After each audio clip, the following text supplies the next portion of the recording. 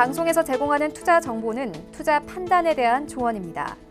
방송에서 제공하는 주식의 가치, 가격 상승 및 가격 하락에 대해서는 방송사에서 보장하지 않습니다.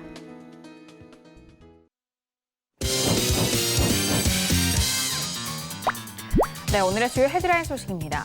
이낙연 국무총리는 오늘 열린 국정 현안 점검 조정 회의 모두 발언에서 일본이 어제 3대 수출 규제 품목 중 하나인 극자외선 포토레지스트의 한국 수출을 처음으로 허가했다고 밝혔습니다. 일본 정부가 반도체 제작에 필요한 품목의 수출 허가를 내준 것은 수출 규제를 단행한 지 34일 만으로 일본 언론에 따르면 수출 대상은 삼성그룹으로 추정됩니다. 정부는 일본의 수출 규제에 맞대응하기 위해 백색 국가에서 일본을 제외하는 안에 대해 논의했지만 최종 결정은 유보했습니다. 이낙연 총리는 일본이 백색 국가 제외 시행 세칙을 발표하면서 기존 3개 품목 이외의 규제 품목을 지정하지 않았다며 우리는 일본의 경제 공격이 원상 회복되도록 외교적 노력을 강화할 것이라고 강조했습니다. 시중 위안화 환율이 심리적 마지노선인 달러당 7위안을 돌파한 가운데 중국 정부의 환율 관리 기조를 반영한 것으로 여겨지는 기준 환율도 11년 만에 달러당 7위안 선을 넘었습니다. 중간 환율이 7위안을 넘은 것은 글로벌 금융위기가 진행 중이던 2008년 5월 이후 11년 만으로 위안화 약세 현상은 미중 무역 갈등 심화와 중국 경기 둔화 우려에 따른 것으로 분석됩니다.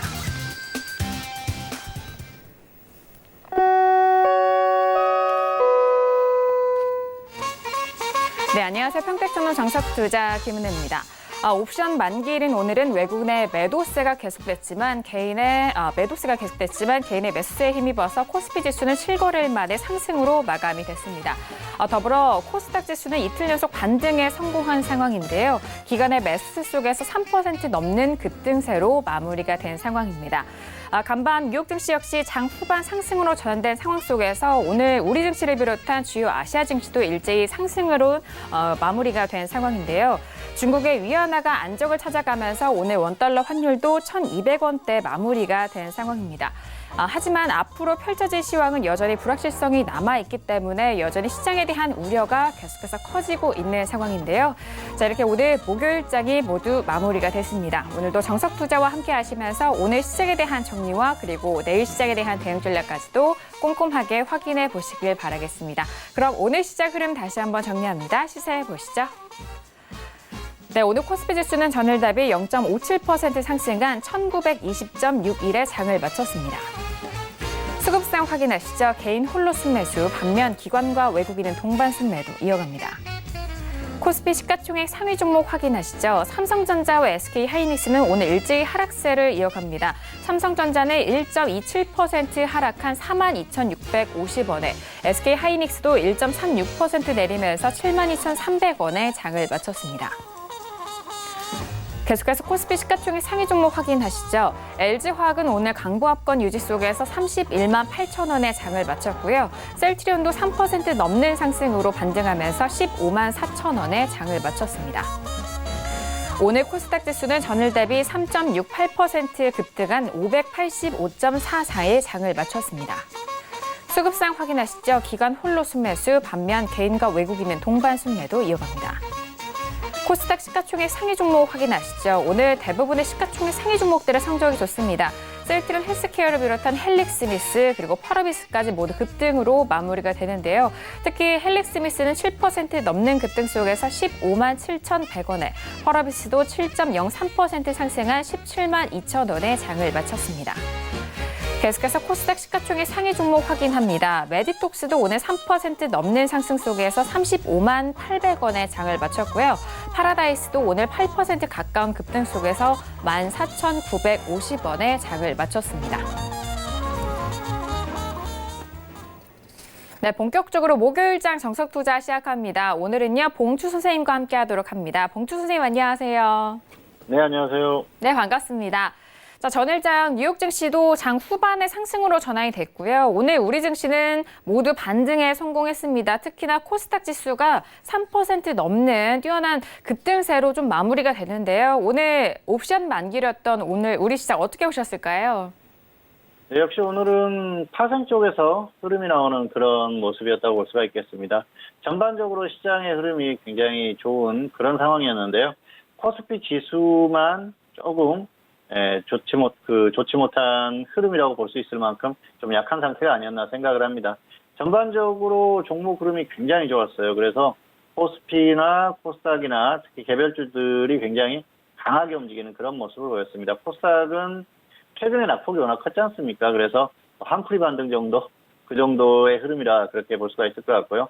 또 바이오 쪽에서 흐름이 괜찮았기 때문에 오늘 강한 흐름이 나온 것 같습니다. 무엇보다 코스피가 반등을 했죠. 그러면서 흐름이 나오는 상황이었고요. 코스피 같은 경우에는 전기전자가 약했어요. 앞에서도 말씀을 하셨지만 삼성전자라든지 SK하이닉스 이런 시가총액 상위 종목들의 흐름이 좋지 못하다 보니까 역시 지수가 반등하는 데는 한계를 보였던 그런 상황인 것 같습니다. 그래서 지수에 비해서는 종목들의 흐름, 시장의 전체적인 에너지 이런 것들은 굉장히 좋았었던 그런 모습이고요. 그리고 장중의 모습을 보면은 역시 파생 쪽에서 흐름이 나오는 그런 상황이었습니다. 그리고 무엇보다 이런 흐름을 만들었던 게 해외 증시의 영향이 아닌가 생각을 합니다. 어제 해외 증시가 장중에 상당히 많이 빠졌었어요. 미국 시장 같은 경우에 굉장히 큰 폭의 낙폭을 보이다가 결국 그것을 만회했지 않습니까? 그런 흐름들이 영향을 미쳤다는 것이죠. 그리고 장중에도 미국 선물이라든지 이런 쪽에서 흐름이 괜찮았기 때문에 한국 시장도 버티는 흐름이 나오다가 결국은 반등하는 그런 흐름이 나왔었어요. 전반적으로는 해외 증시 그리고 오늘 만기일이기 때문에 파생 쪽에서 흐름이 나왔다 그렇게 보시면 될 것 같고요. 그리고 최근에 흐름이 워낙 안 좋았었기 때문에 반등이 나올 때 조금 더 강하게 나오는 그런 흐름 정도가 되는 것 같습니다. 다만 지수의 현재 위치 같은 경우에는 역시 아직까지 크게 회복하지 못한 그런 흐름이기 때문에 불안감은 여전하다 이 정도로 정리를 하겠습니다. 지난 사이드카까지 발동이 됐었던 코스닥 지수는 워낙 낙폭이 컸기 때문에 최근에 반등이 코스피 지수에 비해서 빠르게 좀 올라오고 있는 상황입니다. 더불어서 오늘 전기전자 업종이 좀 부진한 상황 속에서 코스닥 지수 안에서는 제약바이오 업종의 반등으로 지수의 이런 급등세를 이끌어갔다라는 그런 전반적인 오늘 양시장에 대한 점검을 먼저 도와드렸습니다. 자, 오늘 봉주 선생님과 함께 이어가 볼 텐데요. 첫 번째 코너로 바로 들어가 볼게요. 오늘의 첫 번째 코너는 업종의 이해 시간이 기다리고 있습니다. 자, 주요 업종에 대한 특징도 알아보고요. 그리고 그 업종 안에 속한 관심 있게 살펴보셔야 할 종목에 대한 흐름까지도 알아볼 수 있는 시간입니다. 자, 오늘은 어떤 업종을 중점적으로 배워볼지 궁금한데요. 봉주 선생님, 오늘은 어떤 업종에 대해서 풀어주실까요? 네, 오늘은 코스닥 3대 업종, 2회 업종에 대한 분석을 하도록 하겠습니다. 자, 지난주까지 업종에 대한 분석을 계속 했었죠. 코스피 4대 업종, 그리고 코스피 4대 업종을 제외한 나머지 업종 중에서 관심을 가질 만한 그런 업종에 대한 분석을 했었고요. 그리고 지난주는 코스닥 3대 업종을 분석을 했었습니다. 역시 코스닥은 3대 업종이 전통적으로 가장 중요하다는 말씀을 드렸었죠. 그 부분은 역시 코스피에 없는 업종들이기 때문입니다. 인터넷, 디지털 콘텐츠, 소프트웨어 이런 업종들은 코스피에 없지 않습니까? 그래서 코스피와 똑같이 있는 업종이라고 하면은 굳이 코스닥까지 살펴볼 필요가 없거든요. 그래서 어쨌든 코스피가 더 안정적이고 무게감이 있기 때문에 코스피에 있는 업종 같은 경우에는 코스피를 보겠죠. 그런데 코스닥만 있는 업종이라고 하면은 그만큼 매력이 있다는 것입니다. 역시 그만한 어떤 모멘텀 이런 것들이 발생을 한다는 것이죠. 그래서 3대 업종이 가장 중요한 업종이다. 전통적으로 그렇다는 말씀을 드렸었고요. 자, 그리고 이번 시간에는 이 3대 업종을 제외한 나머지 업종 중에서 우리가 관심 있게 살펴봐야 될 만한 업종들을 골라봤습니다. 자, 그래서 고른 게 제약, 그리고 오락문화, 반도체, 기타 서비스 업종 이렇게 골라봤어요. 물론 다른 업종들도 중요합니다. 그리고 잘 움직이는 종목들도 많아요. 그런데 역시 전통적인 어떤 시각에서는 이 네 가지 업종 정도가 조금 더 유심히 살펴봐야 될 만한 그런 업종이 아닌가 생각을 합니다. 어쨌든 이렇게 네 개 업종에 대한 흐름을 살펴보는 시간을 갖도록 하겠습니다. 자, 첫 번째로는 제약업종인데요. 제약업종 같은 경우에는 최근이라고 하기에는 뭐하죠. 작년 2018년 초까지 주도업종이었었죠. 코스닥을 끌고 갔었던 업종이에요. 엄청난 흐름이 나오면서 시장을 주도했었던 그런 업종이기 때문에 상당히 중요하다. 아직까지도 중요하다 그렇게 볼 수가 있겠습니다. 물론 현재 흐름은 추세적으로 완전히 무너진 그런 상태입니다. 그러다 보니까 지금 상태에서는 추세적으로 가거나 그런 흐름이 나오기는 어려워요. 다만 계속해서 주의깊게 살펴볼 필요가 있다는 것이죠. 단순히 최근까지의 흐름이 좋았었기 때문에 이렇게 드리는 말씀은 아니고요. 제약업종 같은 경우에는 우리가 흔히 바이오라고 하지 않습니까? 바이오를 설명하면서 말씀을 드렸었죠. 바이오 같은 경우에는 주식 투자를 하는 동안에는 계속해서 관심을 가져야 한다. 영원히 관심을 가질 만한 그런 업종, 종목들이 바로 바이오다 말씀을 드렸는데요. 제약업종이 바로 바이오죠. 제약업종 같은 경우, 특히 바이오 같은 경우에는 지수와 상관없이 움직일 수가 있어요. 그렇기 때문에 지수가 좋지 못한 흐름에서도 얼마든지 움직일 수 있다는 것이죠. 작은 뉴스 하나 가지고도 엄청난 모멘텀인 양 만들어서 주가를 엄청나게 급등시키는 게 바로 이 바이오지 않습니까? 우리가 최근까지 그런 것들을 많이 느꼈었죠. 뭐 여러 가지 종목들, 최근에 또 어려움을 겪고 있는 그런 종목들이 이전에는 비슷한 뉴스를 가지고 오히려 주가를 폭등시켰던 그런 흐름을 느끼실 수 있을 것 같습니다. 그래서 굉장히 중요한 그런 업종이 아닌가 생각을 하고요. 자, 그리고 주식 투자를 하는 개인 투자자들의 대부분이 현물 투자자입니다. 파생 매매를 하시는 분들도 계시죠. 최근에는 뭐 지수 선물이라든지 주식 선물, 옵션, 그리고 해외 선물 이렇게 파생 쪽에 관심을 과거보다는 많이 갖습니다. 그런데 여전히 현물을 매매하시는 분이 절대적이에요. 그러다 보니까 이 현물에 대한 비중, 이런 것들이 중요성, 이런 것들이 상당히 크다 그렇게 볼 수가 있겠는데요. 현물에서 소위 말하는 대박이 날 수 있는 업종이 많지 않아요. 그런데 바로 바이오가 그런 흐름을 만들 수가 있다는 것이죠. 주가가 한번 움직이면은 엄청난 흐름을 만들지 않습니까? 우리가 최근에도 다 느끼셨지 않습니까? 2017년 그리고 뭐 그 이전에도 그런 흐름들을 보셨을 거예요. 길게는 아주 멀리는 2007년 이전에도 그런 흐름들이 나왔었죠. 어쨌든 바이오는 한번 폭등을 하게 되면 다 같이 이렇게 폭등하는 그런 흐름들이 나옵니다. 그리고 개별 종목들이 종목만의 어떤 이슈를 가지고 또 큰 흐름을 만들기도 하죠. 그런 면에서 역시 바이오는 꾸준한 관찰이 필요하다 그렇게 볼 수가 있겠습니다. 어쨌든 그런 면에서 굉장히 중요한 업종이 바이오다 그렇게 볼 수가 있겠고요. 그래서 계속해서 관심을 갖기를 바라겠습니다. 자, 두 번째는 반도체 업종인데요. 반도체는 코스닥 3대 업종, 인터넷, 디지털 컨텐츠, 소프트웨어 이 세 가지 업종을 접근을 하고 코스닥에서는 우선순위라고 말씀드렸었죠. 그리고 다음에 볼 수 있는 게 반도체예요. 반도체 같은 경우에도 상당히 중요하죠. 자, 왜냐? 반도체에 있는 기업들의 어떤 사업 구조를 보면 대부분이 코스피 전기전자의 부품을 납품한다거나 아니면 소재를 만들어서 납품한다거나 이런 사업을 해요. 그러다 보니까 전기전자의 어떤 실적 흐름 이런 것들과 연동할 수밖에 없겠죠. 자, 크게 보면은 전기전자의 빅4, 삼성전자, SK하이닉스, LG전자, LG디스플레이 이런 주요한 종목들의 실적 흐름과 연동한다는 것입니다. 그 기업들이 잘 나가야 반도체에 있는 업종도 좋은 흐름이 나와요. 그래서 이 부품이나 원자재 이런 것들을 납품하는 기업들이기 때문에 역시 전기전자, 빅4 그리고 전반적으로 전기전자의 주요 기업들의 업황, 흐름, 매출 이런 것들과 민감하게 반응한다는 걸 기억을 하시기 바라겠습니다. 그래서 이 반도체 같은 경우에는 결국 코스피 전기전자가 움직이면은 움직임이 나와요. 그런 면들이 서로 얽혀있기 때문에 그런 부분에서 상당히 중요하다 그렇게 볼 수가 있겠습니다. 그리고 대부분은 종목들의 어떤 기업의 흐름 이런 것들이 안정적인 편이에요. 그러다 보니까 코스닥 내에서도 역시 안정적으로 볼 만한 그런 그 종목들이 모여있다 그렇게 보시면 될 것 같습니다. 자, 그리고 세 번째는 오락문화 업종입니다. 오락문화 업종은 최근에 부침이 굉장히 심하죠. 여러 가지 이슈로 움직임이 있었어요. 좋은 움직임이 있었던 반면에 최근 흐름은 굉장히 좋지 않은 그런 흐름이 나오고 있죠. 소속 연예인들의 일탈, 그리고 문제 이런 것들로 인해서 주가가 폭락하는 그런 모습들을 보셨을 거예요. 오락문화 업종의 어떤 특성이라고 할 수가 있겠는데요. 오락문화 업종 자체가 엔터주 위주로 돼 있습니다. 그러다 보니까 역시 그 엔터주들 같은 경우에는 소속 연예인들의 어떤 행보나 이런 것들이 굉장히 중요하다는 것이죠. 최근에 우리가 뼈저리게 그런 것들을 느끼셨을 거예요. 이게 바로 오락문화 업종의 특성이라고 볼 수가 있겠죠. 좋지 않은 뉴스가 나왔을 때는 주가가 폭락할 수도 있고요. 그리고 좋은 뉴스, 연예인들의 어떤 활동이나 이런 것들이 활발해지면서 매출이 발생하고 그러면서 주가가 엄청나게 폭등하는 모습도 보셨을 겁니다. 최근에 움직임이 나왔었던 게 바로 JYP 엔터테인먼트, 트와이스라는 그룹 하나 가지고 엄청난 주가의 흐름을 만들었지 않습니까? 그리고 과거에 SM 같은 경우에는 소녀시대 하나로 또 엄청난 주가의 흐름을 만드는 걸 보셨을 거예요. 이렇게 소속 연예인들의 어떤 역할이 굉장히 중요한 게 엔터업계의 흐름이고요. 그리고 오락문화 업종이 전반적으로 엔터주들이 모여있기 때문에 그런 부분들을 좀 유심히 살펴볼 필요가 있습니다. 그리고 주가의 등락이 굉장히 커요. 그러다 보니까 역시 전업 투자자들이 꾸준히 관심을 가질만 합니다.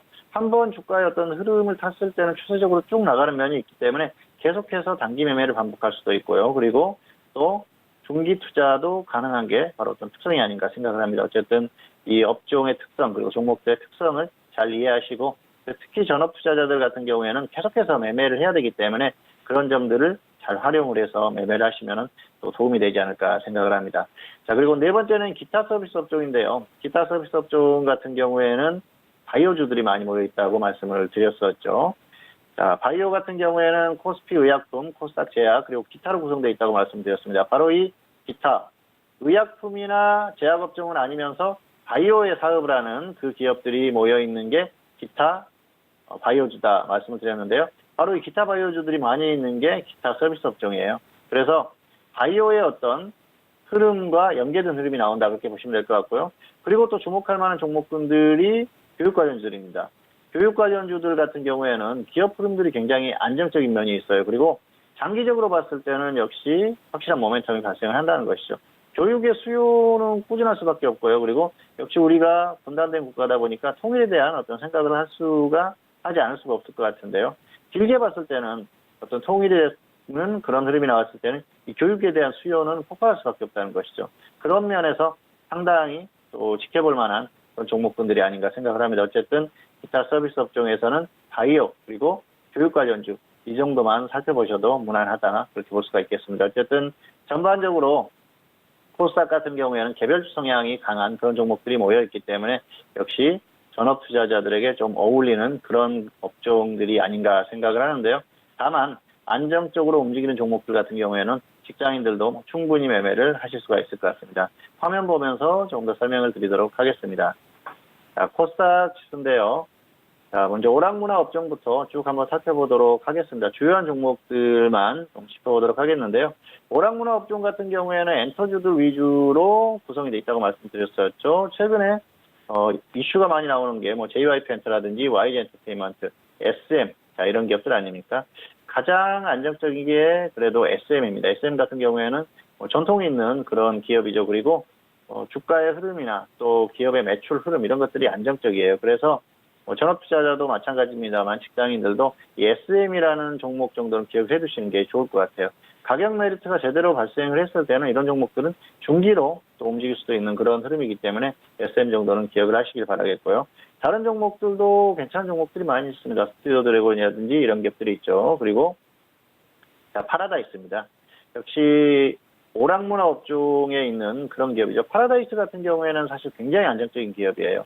가끔 영업이익이라든지 이런 것들이 좋지 않은 흐름이 나올 때도 있지만은 기업 자체가 워낙 안정적입니다. 그러다 보니까 이런 종목 같은 경우에는 가격 메리트가 정말 크게 발생했다 그랬을 때는 외국인들이나 기관 이렇게 매수가 들어온다는 것이죠. 특히 기관 같은 경우에는 매수를 꾸준히 하면서 주가의 흐름을 추세적으로 만들 수 있는 흐름이죠. 그래서 이 파라다이스라는 종목은 한번 저점에서 움직이기 시작하면은 중장기적으로 움직이는 그런 경향을 보여요. 그런 특성도 있기 때문에 잘 기억을 해두셨다가 활용을 하시기를 바라겠습니다.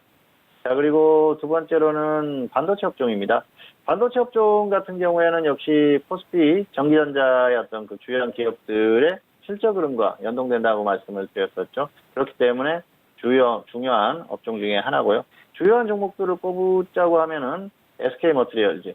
최근에 어떤 일본 기업들과의 수출 관련한 그런 여러 가지 이슈로 움직임이 나오는 종목 중에 하나죠. 과거에 OCI 머티리얼즈에서 SK그룹에서 인수를 하면서 기업의 흐름도 더 안정적으로 변한 것 같고요. 주가의 흐름도 크게 나왔었던 그런 종목입니다. 어쨌든 안정적인 그런 기업이다 그렇게 보시면 될 것 같고요. 자, 그리고 서울반도체를 빼놓고 얘기를 할 수가 어렵겠죠. 서울반도체는 코스닥 내에서도 가장 안정적인 종목 중에 하나다 그렇게 보시면 될 것 같습니다.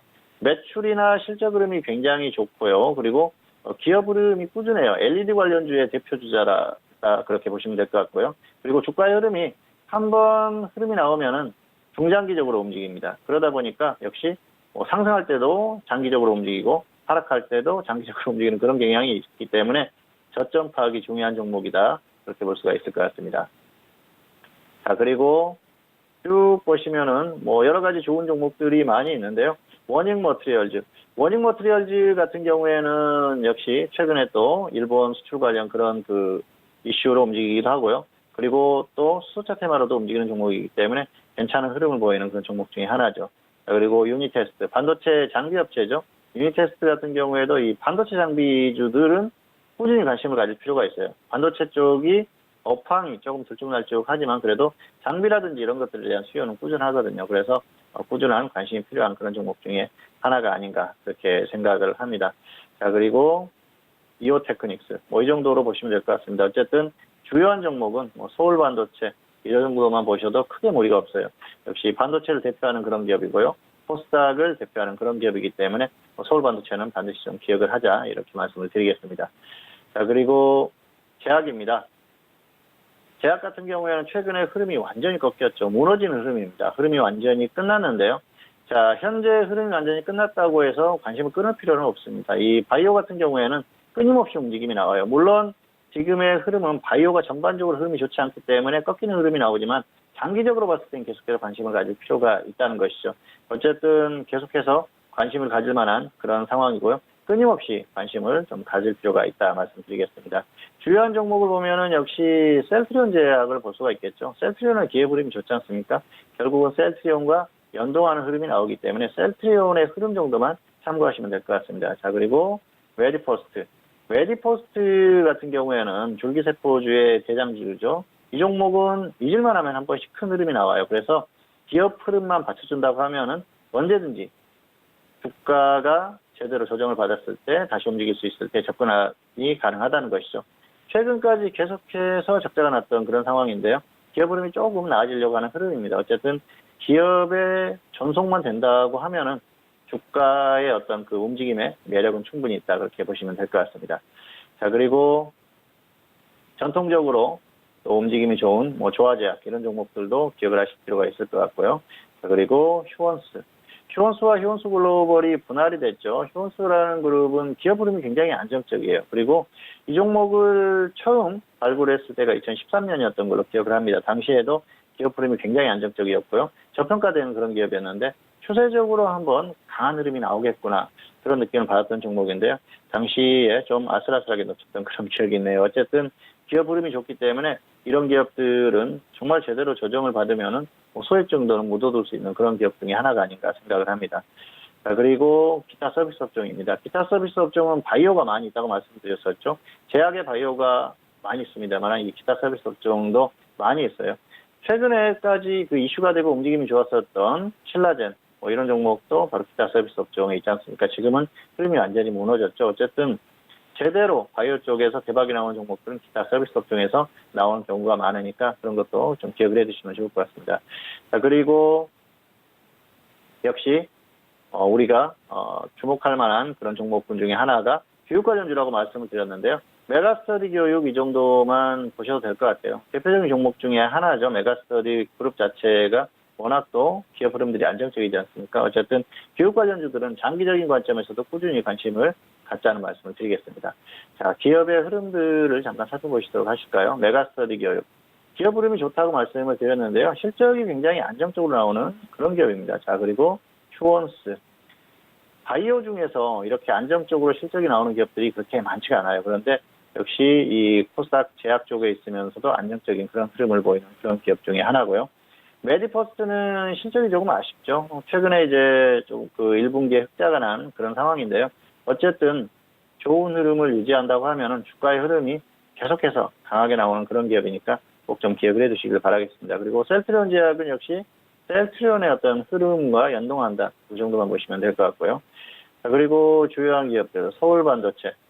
서울반도체는 어떻습니까? LED의 대표적인 그 기업이라고 말씀을 드렸었죠. 기업 흐름이 굉장히 좋아요. 실적이 1조가 넘어가는 그런 기업이죠. 안정적이고요. 그리고 향후의 흐름도 크게 흔들릴 만한 그런 상황은 발생하기가 어렵다. 그렇게 볼 수가 있겠습니다.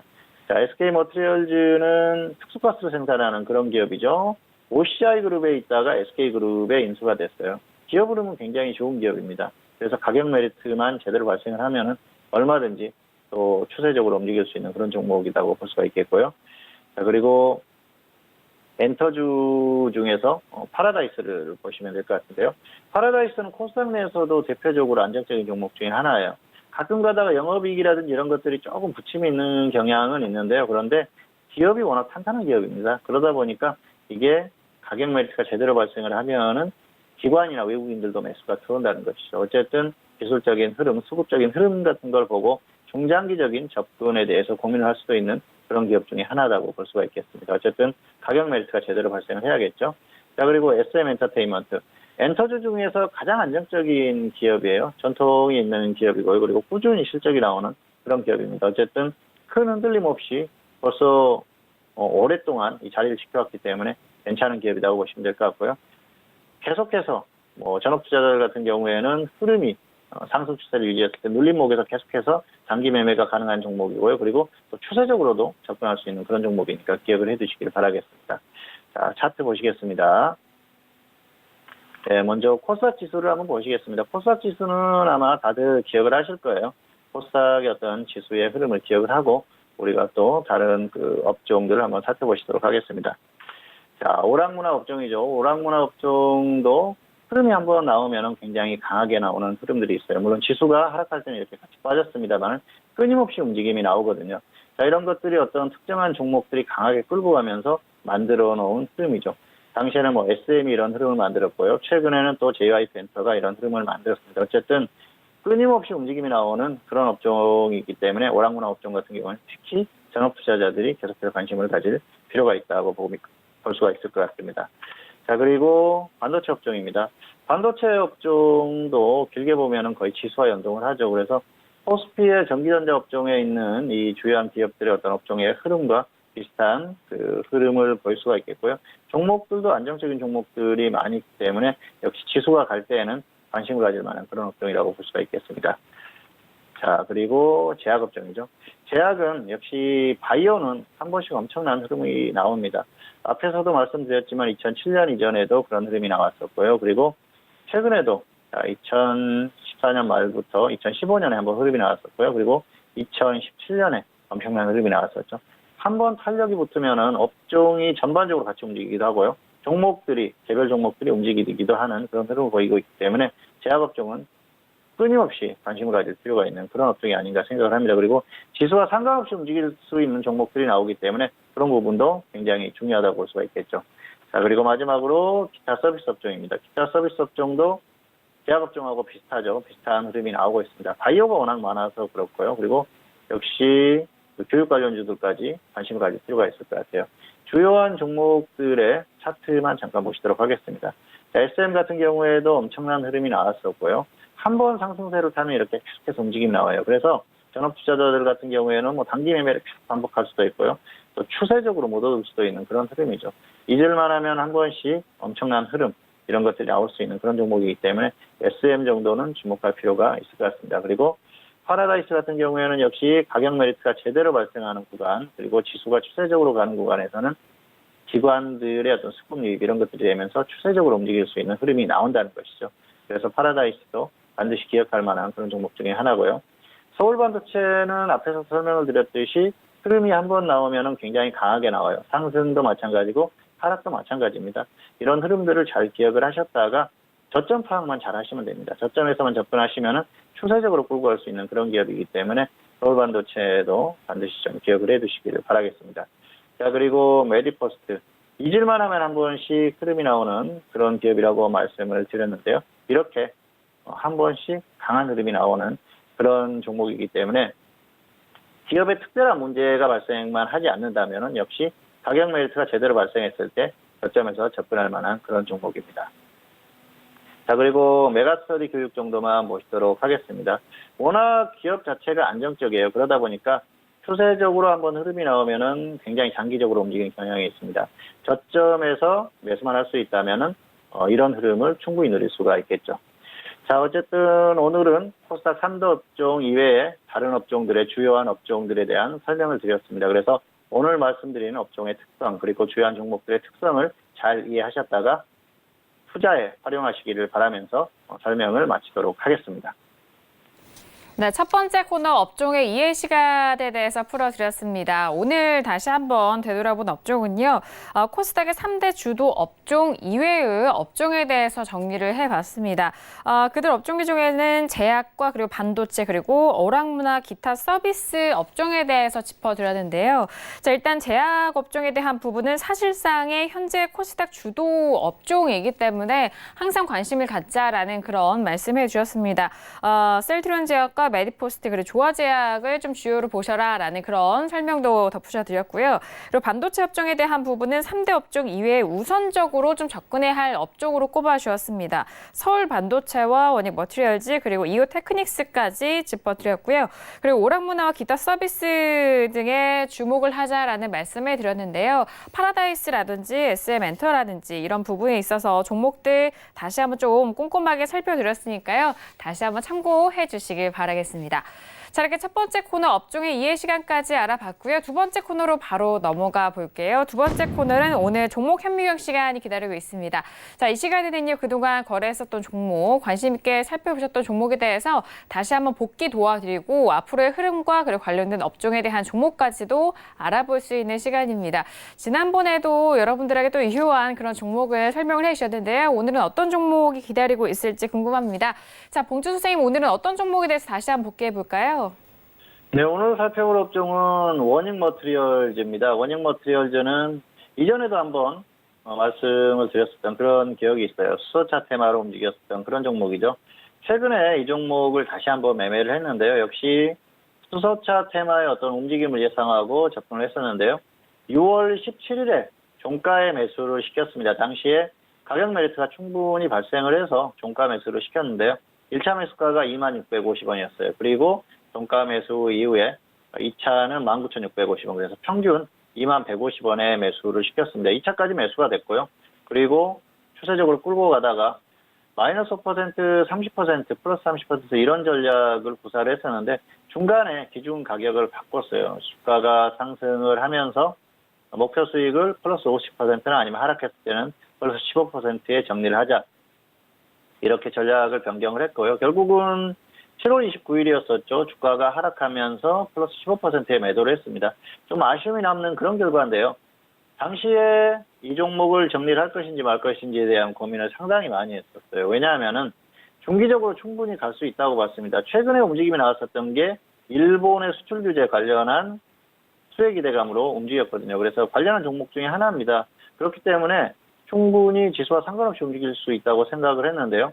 지수가 빠지면서 같이 빠졌어요. 지수가 급락하면서 종목도 급락세를 보이는 그런 흐름이었습니다. 그래서 30% 이상의 수익이 나왔었던 거에 대한 아쉬움은 있지만 일단 지수와 연동하기 때문에 지수가 더 빠진다고 생각했을 때는 정리하는 게 맞는 것이죠. 그래서 정리를 하고 다시 한번 접근을 하려고 했습니다만은 생각했던 것보다는 안 빠지고 다시 또 급반등이 나오면서 좀 아쉬움이 남는 그런 상태이긴 합니다. 어쨌든 재매수에 대한 아쉬움이 남는 그런 흐름인데요.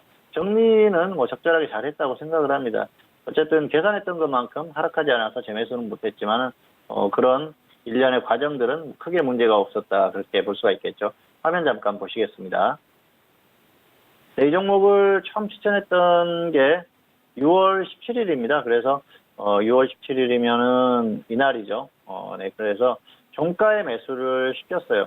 최소한 이 정도면은 저점을 기록하지 않았을까 생각을 해서 종가 매수를 했는데요. 조금 더 하락했습니다. 결과적으로는 2차 매수까지 됐고요. 그래서 평균가가 이 정도 되겠죠.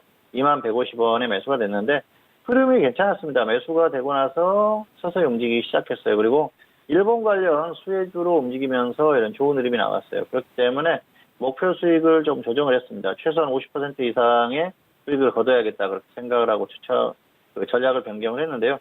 결과적으로는 최근에 지수가 밀렸지 않습니까? 지수가 밀리면서 같이 밀렸어요. 특히 이날 좀 크게 밀리면서 결국은 15%의 매도를 했습니다. 어쨌든 수익 매도했지만은 조금 아쉬운 결과라고 볼 수는 있겠습니다. 하지만 지수가 밀리면서 종목이 이렇게 크게 밀렸을 때는 더 밀릴 가능성이 높거든요.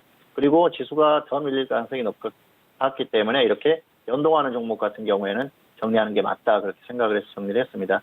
아쉬운 건 재매수에 대한 타이밍을 노리고 있었는데 생각했던 것만큼 가격이 오지 않았어요. 최소한 21,000원 이하까지는 좀 오지 않을까 생각을 했는데 생각했던 것보다 지수와 연동하지 않고 그냥 반등이 나오더라고요. 어쨌든 아쉬운 결과입니다. 지금 계속 홀딩했으면은 40% 정도 수익을 거두고 있겠죠. 하지만 뭐 그런 것들을 떠나서 과정 자체에 충실했었던 그런 매매가 아닌가 생각을 합니다.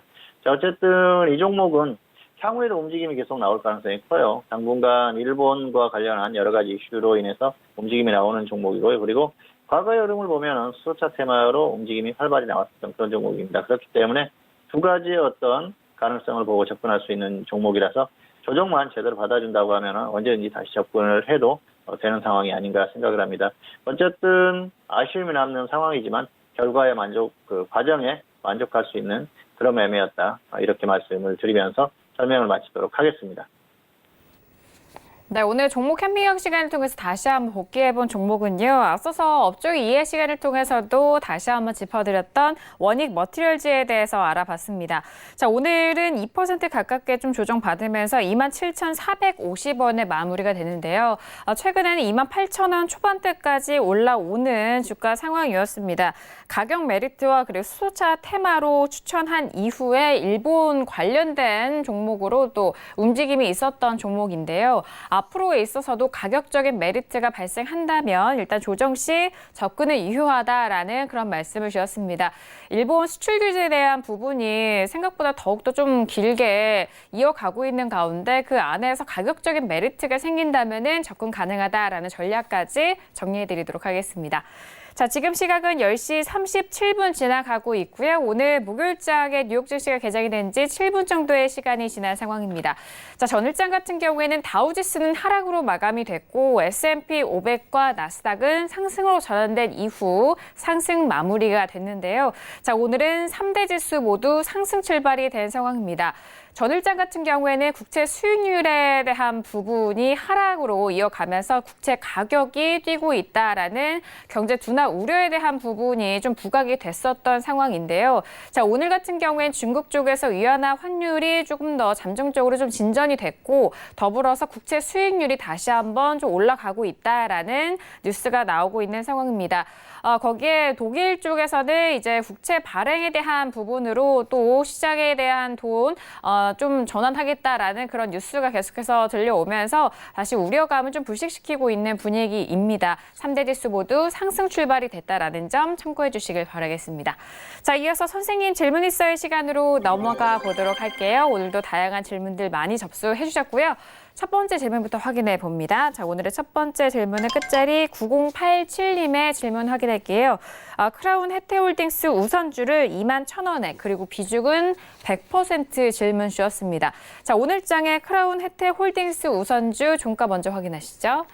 자, 오늘 같은 경우에는요, 5% 넘게 빠졌고요. 15,450원에 마무리가 됐습니다. 지금 비중도 크시고 매수가 대비해선 손실도 지금 크게 증가하고 있는 상황인데요. 자, 봉주 선생님은 어떻게 보실까요? 네, 합점은 F고요. 본전 근처에 매도하시거나 손절 마이너스 35% 대응하시기 바랍니다. 반등하면은 본전 근처에서 매도를 하세요. 이 종목은 반등하면은 급등할 수 있는 종목이고요. 지금 정도 낙폭이면은 충분히 다시 반등이 나올 수 있다고 생각을 합니다. 그래서 이렇게 전략을 전달을 하는데요. 계속 하락하면은 손절은 하셔야 돼요. 왜냐하면은 기준 없이 계속 반등 가능성이 높다고 해서 홀딩했다가 반등이 안 나오면 큰일 납니다. 그랬을 때는 이게 중장기 투자가 되고요. 방법이 없어요. 그래서 기준을 정해드리니까 그렇게 하시기 바랍니다. 화면 보시겠습니다. 자, 좋지 않은 건 다 하셨다. 그렇게 설명을 드릴 수가 있을 것 같은데요. 추격 매수 하셨고요. 비중 100%에 기준 없는 대응입니다. 마이너스 35%까지 홀딩 하셨어요. 지금도 마이너스 26%입니다. 자, 마이너스 35%, 네, 마이너스 30% 정도 홀딩 하셨네요. 마이너스 35%면은 13,650원 정도 돼요. 여기까지 밀리면은 손절을 하자는 것이죠. 사실 여기까지 밀리면 안 돼요. 이 종목은. 그렇기 때문에 그때는 정리를 하고 저점에서 다시 한번 접근하셔도 될 것 같습니다. 비중이 많지 않았다. 그랬을 때는 마이너스 40%까지 한번 보자 그렇게 했을 겁니다. 아니면은 여기에서 일시적으로 추가를 해도 됩니다. 그런데 비중이 100%이기 때문에 아무런 전략도 할 수가 없어요. 가장 좋지 않은 것은 매수를 여기에서 했다는 것이죠. 그렇기 때문에 대응 자체가 어려운 겁니다. 어쨌든 매수를 여기서 하면서 문제가 발생을 했고요. 대응도 어렵게 할 수밖에 없어요. 그래서 쉽게 아래에서 매수를 했다고 하면 아래에서 쉽게 추가하고 단가 낮추면서 대응할 수 있는 게 그런 걸 전혀 못하는 것이죠. 어쨌든 상당히 안타깝다고 볼 수가 있겠고요. 비중이 100%입니다. 기준대로 하시기 바랍니다. 여기에서 손절을 했는데 갑자기 다시 급등이 나오면서 아쉬울 수도 있어요. 그렇지만 그래도 손절을 해야 돼요. 계속해서 밀리고 반등이 안 나올 수도 있거든요. 어쨌든 종목은 100% 장담하기가 어렵습니다. 그렇기 때문에 꼭 그렇게 하시기 바라고요. 다음부터는 추격 매수하지 마십시오. 저점 매수. 확실한 눌림목을 줬을 때 아래에서 매수하세요. 기다렸다가 하시면 기회가 오지 않습니까? 그렇게 매수하시기 바라고요. 그리고 비중도 적절히 하시기 바라고 기준 꼭 가지고 대응하시기 바랍니다.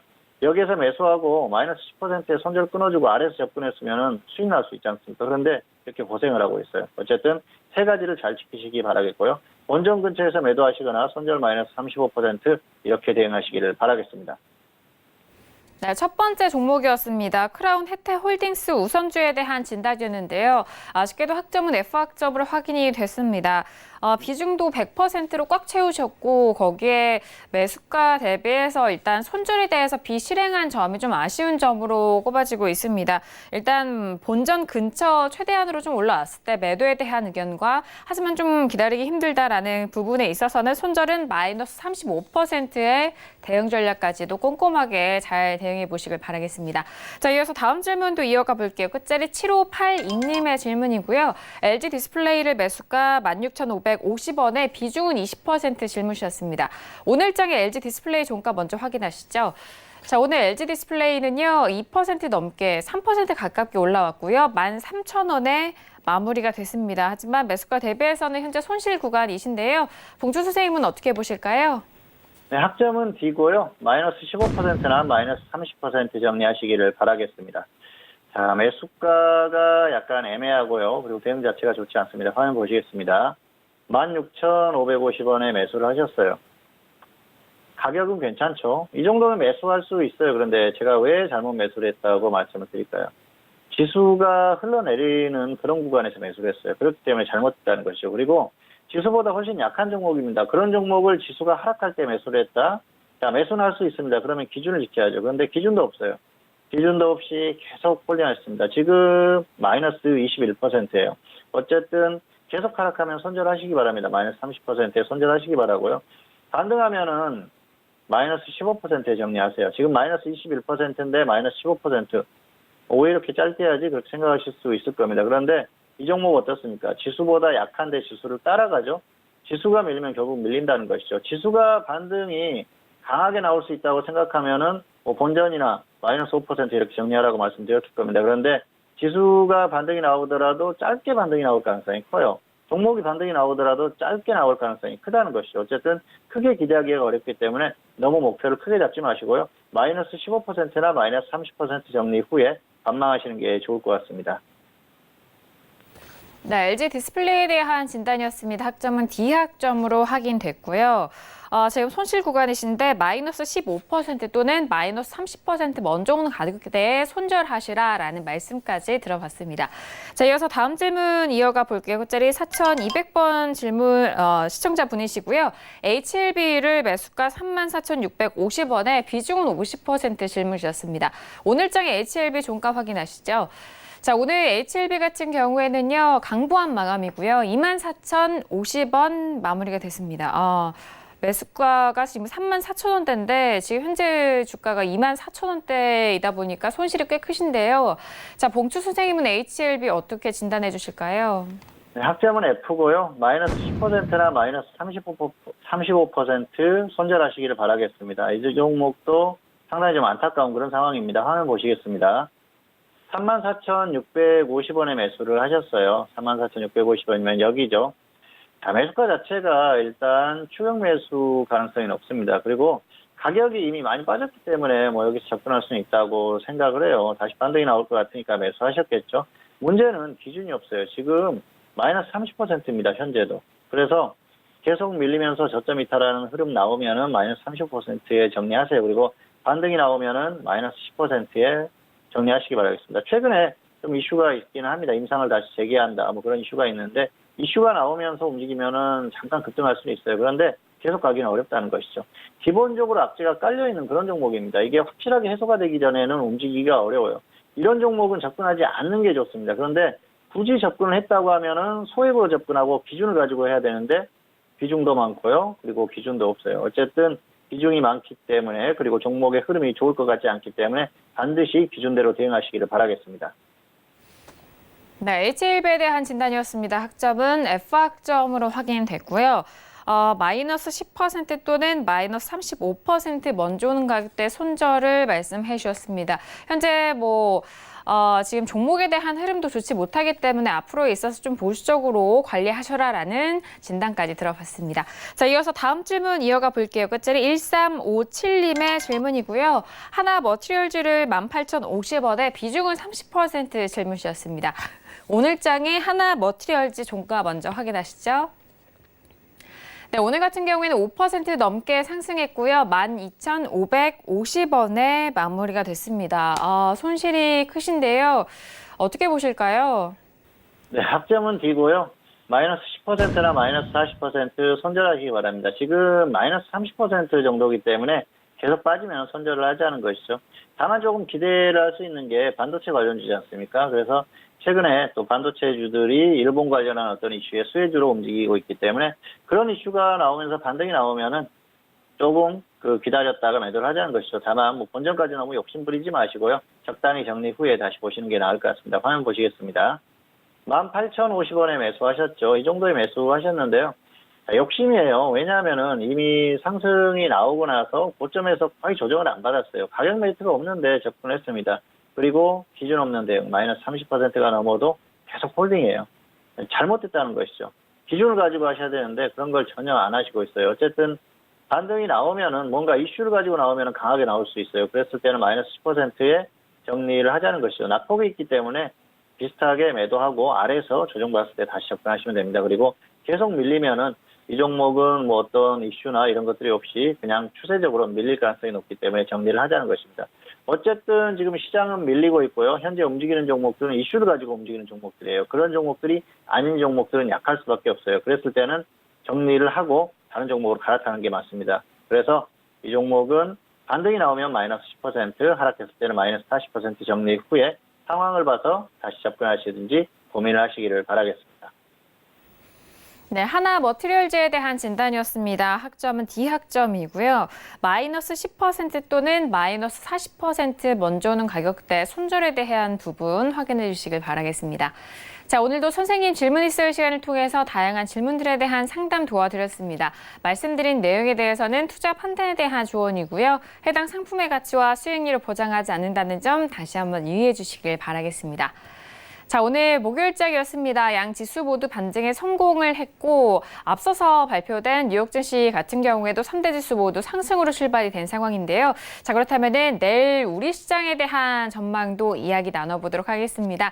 자, 봉주 선생님, 내일 금요일장인데요. 내일 우리 시장 어떻게 전망하실까요?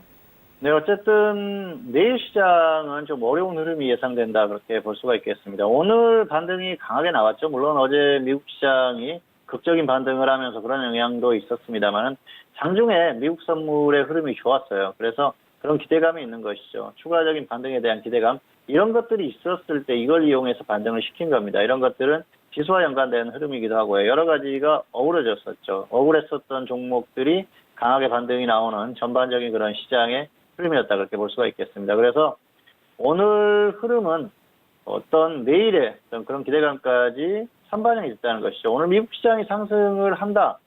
강하게 상승을 한다고 하면 한국 시장도 따라갈 수가 있겠죠. 그런데 그 정도의 흐름이 아니라고 하면 크게 따라갈 수가 없어요. 그리고 지금 시장이 무너졌지 않습니까? 최근에 어떤 무너지는 흐름 이런 것들을 봤기 때문에 쉽게 강하게 반등이 나오거나 매수세가 엄청나게 들어오기 힘들다는 것이죠. 이미 시장이 무너졌다는 것을 알기 때문입니다. 그리고 시장 자체의 어떤 에너지나 이런 것들이 현격하게 떨어지기 때문에 큰 기대를 하기는 어렵습니다. 어쨌든 내일 같은 경우에는 강한 반등이나 이런 것들은 나오기가 어려울 것 같고요. 어쨌든 결과는 좋지 않을 가능성이 상당히 높습니다. 혼조세 내지는 다시 제약할 그런 흐름이 유력하기 때문에 그런 것들을 잘 기억을 하시고 대응을 하시면 좋을 것 같습니다. 어쨌든 내일은 어려운 장이 예상이 된다. 이 정도로 말씀을 마치겠습니다. 네, 일단 내일장 같은 경우에는 연일 반등을 이어가기는 좀 어려울 것이다라는 말씀과 혼조세 또는 하락이 좀 유력하다. 역시나 관리가 필요한 구간이다라고 전망해 드렸습니다. 자, 오늘은 봉추 선생님과 함께 했는데요. 함께 해주신 봉추 선생님과는 여기서 인사 나누도록 하겠습니다. 오늘 말씀 감사합니다. 감사합니다.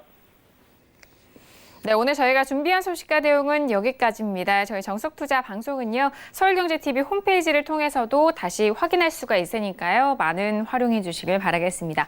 그럼 저희는 내일 이 시간에 다시 돌아오도록 하죠. 함께해 주신 여러분 오늘도 고맙습니다.